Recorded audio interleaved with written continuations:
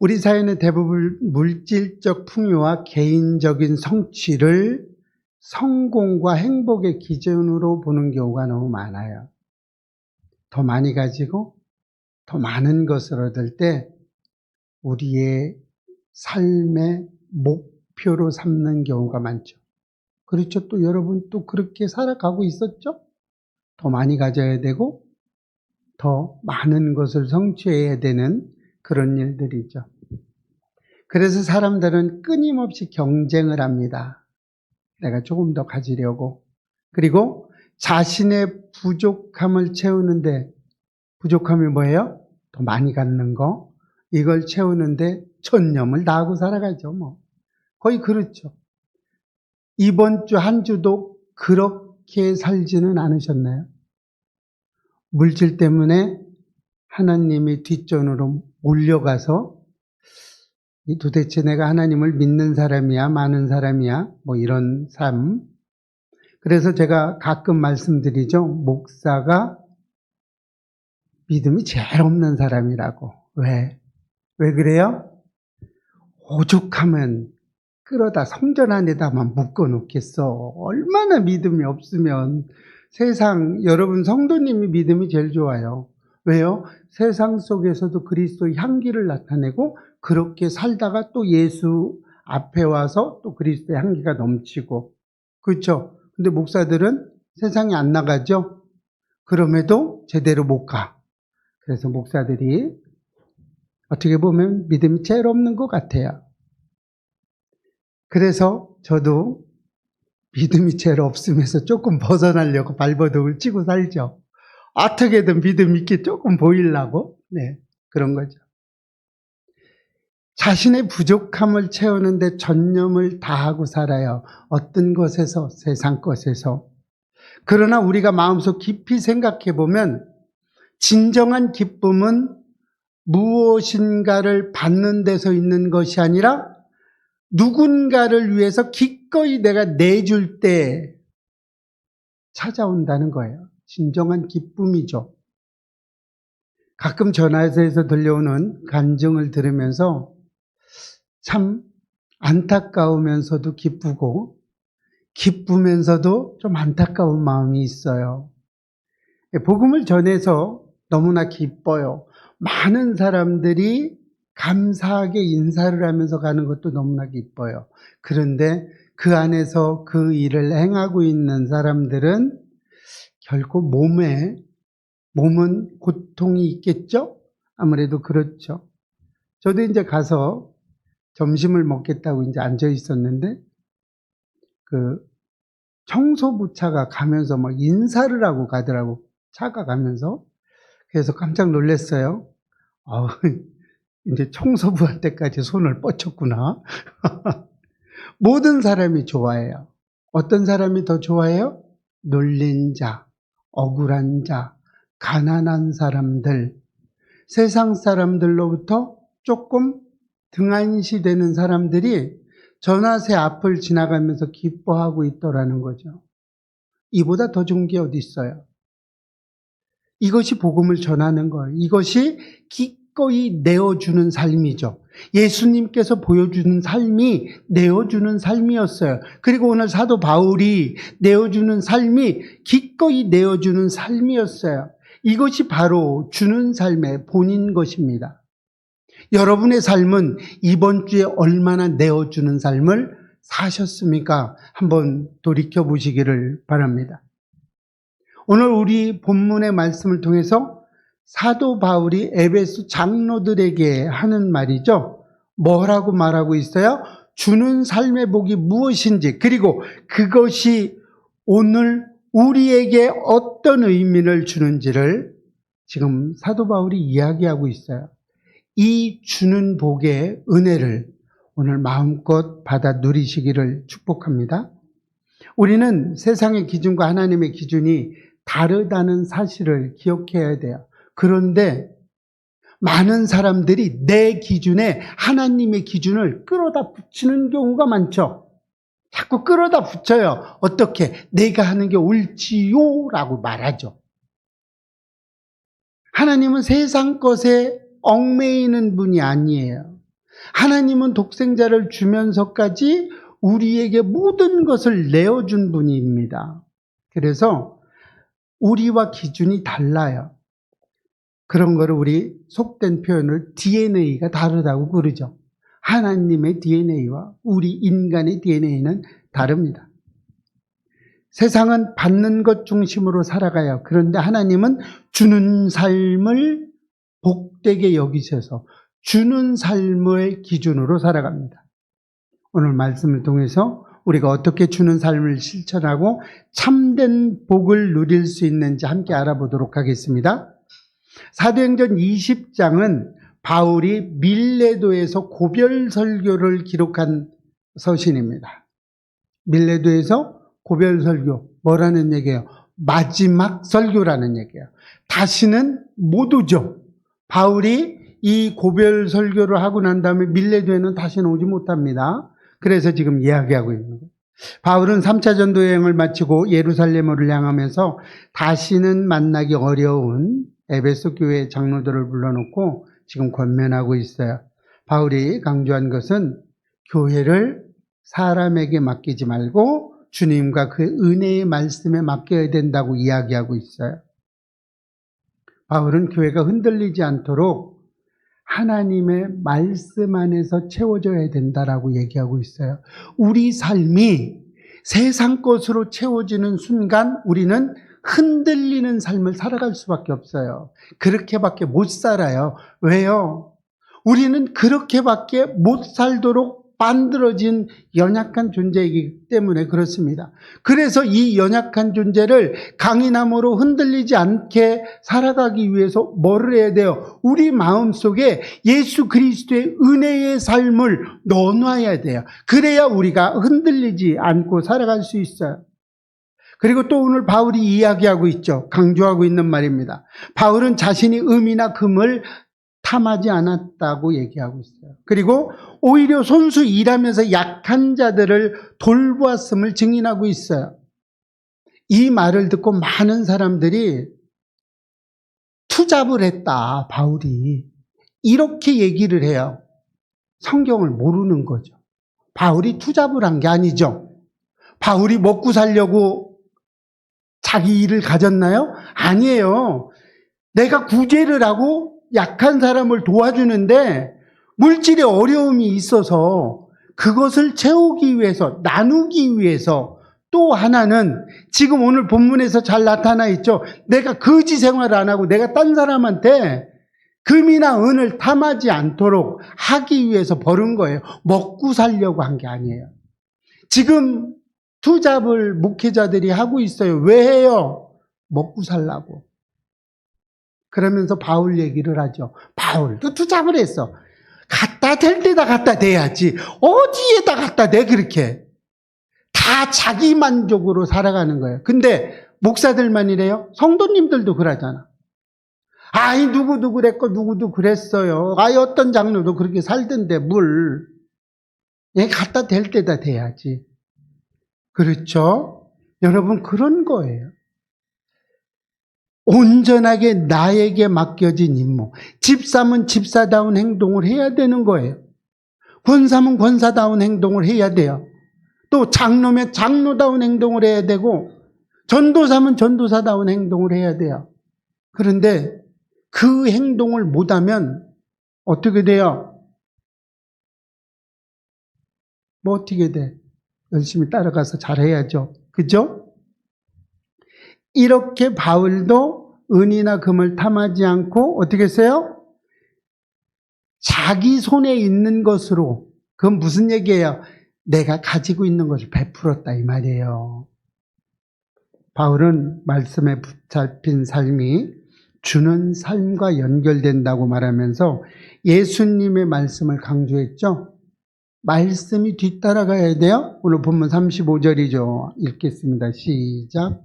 주 예수께서 친히 말씀하신 바 주는 것이 받는 것보다 복이 있다 하심을 기억하여야 할지니라. 이것은 2000년대의 에베소 장로들에게만 있어야 되는 것이 아니죠. 오늘 우리에게도 적용되는 말씀입니다. 우리가 하나님의 말씀 안에 붙잡혀 살아갈 때 주는 삶이 가져오는 참된 복과 기쁨을 경험할 수 있다는 말이에요.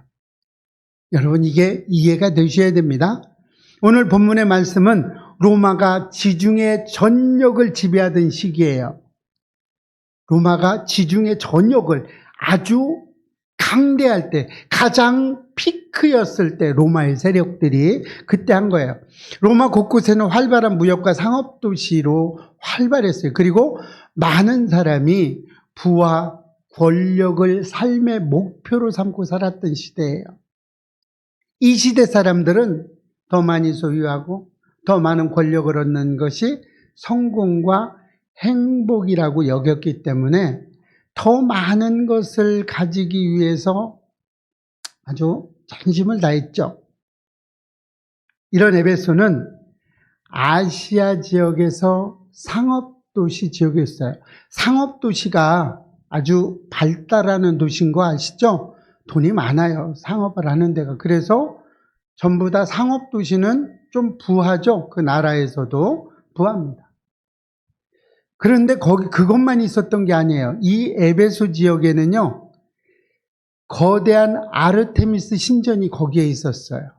그래서 세상 것을 다 주는 그 신전을 관광 삼아, 또 그 관광한 것 뿐이 아니고 아르테미 신전에서 기도하죠. 구하죠. 잘 되라고. 이렇게 우상숭배가 활발하게 이루어졌어요.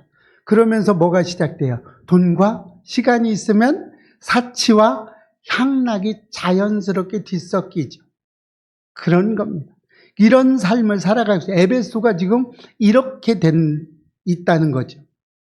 그래서 세속적인 가치관이 사람들의 마음을 지배하고 있었어요.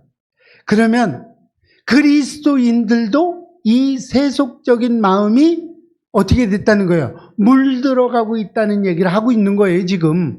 이 얘기는 믿지 않는 런 크리스찬한테만 있는 것이 아니라 믿는 그리스도인에게도 영향력이 미치고 있다. 지금 그렇죠. 지금 못 먹고 사는 사람은 아무도 없어요. 그죠? 그러다 보니까 어떻게 돼요? 지금도 우상숭배와 또 그 만몬, 물질을 향해서 나아가는 그 많은 것들이 어디까지 들어왔다? 그리스도인들에게까지 들어왔다는 거예요. 이런 환경 속에서 초대교회는 다양한 배경의 사람들이 살아가고 있었어요. 같이 어울려졌죠. 어떻게 해요? 가난한 자도 있고 부한 자도 있고 자유인과 노예, 유대인과 이방인들이 함께 모여서 살려고 하는 공동체가 됐었어요. 그러나 세상 한가운데서 서로를 사랑으로 섬기며 나누는 삶은 결코 쉽지 않았어요. 쉽게 되지 않았어요. 가난한 자와 부한 자가 하나가 되는 게 얼마나 어려운지 모르죠. 이방인과 또 유대인 합쳐지는 게 얼마나 힘든지 아시죠? 가치관이 달라서 그래요. 우리도 그렇죠. 외국인과 우리나라 사람들 가치관이 다르죠? 다릅니다. 가진 자와 갖지 못한 자들이 가치관이 달라요. 그래서 한데 어우러지기가 이렇게 힘든 거예요. 바울이 이걸 알았던 거예요. 그래서 어떻게 해요? 바울이 장로들에게 강조한 게 뭐예요? 주는 것이 받는 것보다 복이 있다라고 하나님의 말씀을 다시 한번 상기시키는 거예요. 그래서 말씀에 붙잡힌 삶과 주는 삶의 중요성에 대해서 지금 강조하고 있는 거예요. 여러분, 이 바울의 심정이 이해가 되세요? 지금 저는 우리 예배교회 성도님들한테 이 얘기를 지금 해주고 싶어요. 많이 하고 싶어요. 그리고 저 자신에게도 이 말씀을 준비하면서 수없이 내뱉던 말 중에 하나입니다. 세상은 재물과 권력을 최고의 가치로 삼고 살아요. 그러나 하나님 나라는 오히려 주고 나누는 삶을 참된 복으로 이어진다는 사실을 오늘 본문 사도 바울이 이야기하고 있는 거예요. 어떻게 하나님 말씀을 통해서. 그래서 성도 중에는 하나님의 은혜의 말씀에 붙잡힌 사람들이 있다는 거예요. 우리 예배교회도 하나님 말씀에 붙잡혀 살아가는 사람이 있다는 거예요. 그러면 말씀에 붙잡혀 살지 못한 사람도 있다는 얘기예요. 내 멋대로 살아가는 사람도 있다는 얘기예요. 지금 이게 문제라고 얘기하고 있는 거예요. 사도 바울은 에베소 장로들에게 마지막으로 당부하면서 교회를 주님과 그 은혜의 말씀에 맡기라고 권면하고 있어요. 오늘 본문 32절입니다. 시작. 지금 내가 여러분을 주와 및 그 은혜의 말씀에 부탁하노니 바울은 교회를 사람들에게 맡기지 말고 말씀 안에 세우는 것이 중요하다고 지금 이야기하고 있어요. 사람은 언제든지 흔들릴 수 있어요. 우리는 언제든 흔들립니다. 그러나 하나님의 말씀은 교회를 든든히 세우고 거룩하게 하고 또 영원한 기업을 보장한다고 지금 바울이 말하고 있는 겁니다. 말씀 안에 붙잡힌 이 공동체는 세상의 풍파에 흔들리지 않아요. 우리 예배교회 세상의 풍파에 흔들리지 않아요. 그렇죠? 아무리 비바람이 쳐도 흔들리지 않아요. 특별히 저 같은 경우는 웬만한 풍파는 다 겪어봤어요. 어지간한 풍파로는 저를 어떻게 하지 못해요. 물질이든 무엇든 간에 저는 웬만한 거는 눈 하나 깜빡하지 않습니다. 그런 삶을 살았어요. 제가 예수를 모를 때도 그런 삶을 살았지만 예수를 안 이후에도 끊임없는 세상의 그 것들이 얼마나 공격을 많이 해왔는지 몰라요. 그래서 웬만한 거에는 별로 흔들리지 않아요. 이런 흔들리지 않는데 못해는 뭐가 있어요? 하나님의 그 계획, 하나님이 가셨던 그 올바른 길이 저의 몽학선생이 된 거예요. 그래서 하나님의 간 그 길 따라갈게요. 저는 이렇게 가고 있는 거예요. 예수님이 세상의 많은 것들로 유혹을 했지만 예수님 흔들리지 않았어요. 그죠? 저도 그래서 세상 것에 흔들리지 않고 살아갑니다. 뭐든 흔들리지 않아요. 어떻게든.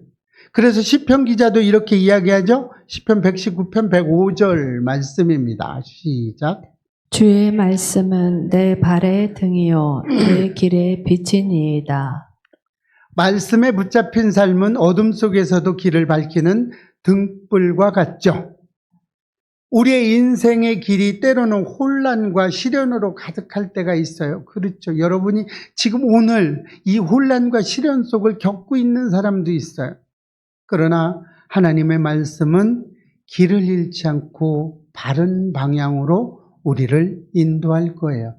그래서 우리가 하나님의 말씀이 내 안에 있어야 되는 거예요. 세상의 말씀이 내 안에 있으면 나는 흔들리는 거예요. 막 요랬다 저랬다 가죠. 그래서 하나님의 말씀이 내 안에서 우리를 인도하도록 해야 됩니다. 그래서 오늘 우리에게도 이 원리가 적용되어야 돼요. 하나님의 말씀이 우리 삶을 주관해 두고 인도해 줄 수 있어야 된다는 이야기입니다. 우리가 먼저 하나님의 말씀 안에서 힘을 얻고 은혜로 충만할 때 그 안에서 솟아나는 사람과 겸손, 섬김의 마음이 자연스럽게 흘러가도록 해야 돼요. 그래서 말씀에 붙잡힌 삶이야말로 주는 삶의 출발점이 되는 거죠. 주는 삶의 출발점, 주는 삶이 복되도다가 얘기가 됐죠. 그럼 주는 삶의 출발점은 뭐예요? 말씀에 붙잡힌 삶이어야 된다는 거예요. 여러분, 그래서 질문해 보는 것이 가장 내 믿음의 현주소를 볼 수 있어요. 내가 지금 얼마나 말씀에 붙잡혀 살고 있나? 그렇죠? 그래서 성도는 어떻게 살아야 돼요? 탐욕을 버린 청지기의 삶을 살아야 됩니다. 본문 33절이죠. 시작. 내가 아무의 은이나 금이나 의복을 탐하지 아니하였고 바울은 내게 자신의 삶을 증언하면서 은이나 금을 탐하지 않았다고 이야기하고 있어요. 그러면서 뭐라고 그래요? 오히려 손수 일하여 약한 자들을 도왔다고 말하고 있어요. 여러분, 이 말을 잘 이해하시기를 바랍니다. 바울은 바울의 삶은 세속적인 가치에서 흔들리지 않았어요. 왜 그랬어요? 주님과 말씀 안에서 주는 삶을 친히 본보기로 살았기 때문에 그런 거예요. 여러분도 이런 삶을 사시기를 바랍니다. 예수님은 우리에게 또 이렇게 얘기했죠. 누가복음입니다. 12장 시작. 사람의 생명이 생명이 그 그 소유에 넉넉한 넉넉한 데 데 있지 있지 아니하니라. 이 말씀은 사람의 참된 생명과 행복은 돈이나 재산이 많다고 해서 보장되는 게 아니라는 거예요. 여러분 돈 많으면 행복할 것 같아요? 오히려 더 힘들어요, 지금보다. 그래도 많이 갖고 싶어요? 그 뭐 우리 인간의 삶이죠, 뭐. 그렇더라도 좀 고생되더라도 좀 많이 해보시면 알아요. 가져보신 분은 압니다. 그게 행복을 주지 않아요. 돈 많고 시간 많으면 할 짓은 딱 하나밖에 없어요. 재물과 지위는 잠시 기쁨은 줄 수 있어요. 그렇죠. 잠시 기쁨은 줍니다. 그러나 영원한 기쁨을 줄 수는 없어요. 참된 복과 생명은 나눔과 섬김 속에서 이루어진다는 거예요. 오늘 우리에게도 바울의 삶은 아주 큰 도전이 되죠. 여러분, 여러분에게 몽학 선생이 있으시기를 축복합니다. 그래서 그 몽학 선생을 따라가는 삶을 살아야 돼요. 왜요?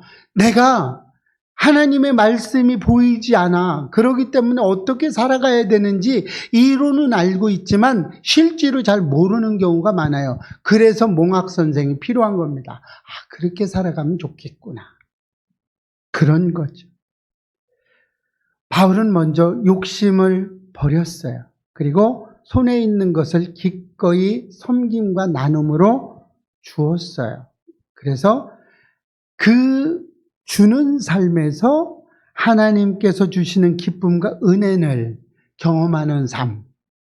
여러분, 받는 것보다 주는 것이 더 기쁜 거 아시죠? 이 주는 삶, 하나님의 그 은혜의 삶을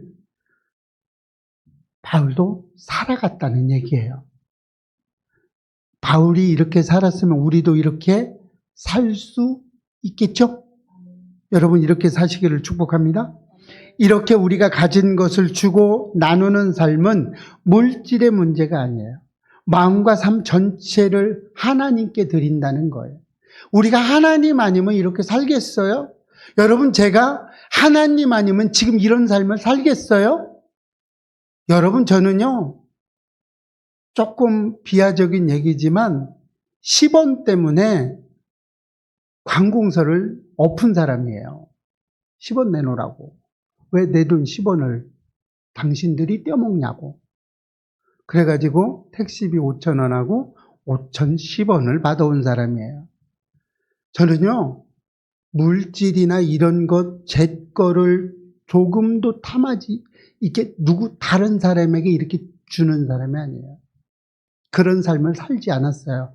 그런데 예수 만나고 나서 바뀐 삶이에요, 이게. 여러분 잘 모르죠? 예수가 제 안에 들어있으면요, 사람이 바뀌어요. 여러분의 삶에 예수가 여러분의 삶 안에 들어있으면 여러분의 행동과 말이 달라지는 겁니다. 저 그렇게 살았던 사람이에요. 예수 없을 때 삶과 예수를 만난 삶이 완전히 달라요. 이 다름이 하도 커서 저희 부모님이 너 바뀌는 거 보니까 교회 한번 가봐야 되겠다 해서 세례 받으신 분이에요. 그런 거예요. 그래서 주는 삶이 더 큰 복이라는 얘기입니다. 바울은 장로들에게 예수님이 하신 말씀을 다시 상기시켰어요. 오늘 35절 말씀이죠. 다시 상기시킨 이 예수님의 말씀을 오늘 깊이 좀 생각했으면 좋겠습니다. 시작. 주 예수께서 친히 말씀하신 바 주는 것이 받는 것보다 복이 있다 하심을 기억하여야 할지니라. 하나님은 먼저 우리에게 독생자까지 아낌없이 먼저 주신 분이에요. 먼저 본을 보여주셨어요. 우리도 나누는 삶을 살 때 참된 기쁨과 하늘의 상급을 누리게 된다는 얘기예요. 하나님은 자신을 따라오는 사람에게 절대로 그냥 두지 않는다는 얘기입니다. 주는 삶을 물질뿐만이 아니죠. 준다는 것은 시간, 또 재능, 관심과 사랑까지 포함하는 거예요. 꼭 물질만 나누는 것이 나누는 삶이 아니라는 겁니다. 저는 오늘도 한 성도님이 교회 바닥을 팍팍 닦고 계신 거를 봤어요. 이게 나누는 삶입니다. 여러분, 아무도 성전을 닦지 않았어요. 근데 성도님이 오셔서 열심히 막 닦고 계시더라고요. 그러면 저는 기도하죠. 우리 성도님 마음을 하나님 받아주세요. 지금 보고 계신가요? 누가 시켜서 했다면 또 좀 모르겠어요. 근데 시켜서 한 게 자발적으로 하고 계신다는 거예요. 진정으로 주는 삶을 살 때 우리는 세상과 다른 방식으로 풍요와 평안을 경험하게 된다는 이야기입니다. 나의 부족함에도 불구하고 다른 사람을 섬기고 필요한 곳에 내 것을 내어줄 때 하나님께서는 우리의 마음을 채우시고 더 큰 복으로 갚아주십니다. 우리 고린도후서 9장 7절 말씀 한번 읽어볼까요? 시작. 하나님은 즐겨내는 자를 사랑하시느니라. 이 이야기를 많은 사람은 헌금을 하라는 말로 이야기를 합니다. 저는 그렇게 얘기하지 않아요. 기쁨으로 드리는 헌신을 하나님은 특별히 사랑하신다고 말씀하는 거예요. 여러분, 헌금은요, 아깝다고 생각하면 하나도 내지 마세요. 안 내셔도 됩니다. 아까운 마음으로 드리는 것은 하나님은 받지 않으신다는 얘기입니다. 나눔과 봉사가 억지가 아닌 감사와 믿음으로 흘러나올 때 하나님이 그 마음을 크게 기뻐하신다는 말씀이에요. 즐거운 마음으로 주는 사람은 세상과 하나님 앞에서 모두 축복이 되겠죠. 그런 겁니다. 우리가 기쁘게 나누고 섬기는 삶을 살 때 그 기쁨은 인간적인 만족을 넘어서 하늘의 기쁨과 평안으로 이어진다는 이야기입니다. 오늘 우리 삶 속에서도 주는 삶의 가치는 변함이 없습니다. 가족 안에서, 교회 안에서, 또 직장과 사회 속에서 작은 섬김과 나눔을 실천할 때 우리의 삶은 진정으로 풍성해지게 될 겁니다. 바울이 강조한 주는 삶의 복은 받는 것보다 더 큰 기쁨과 만족을 가져다 준다는 거죠. 주는 삶은 바로 예수님의 삶을 닮은 것입니다.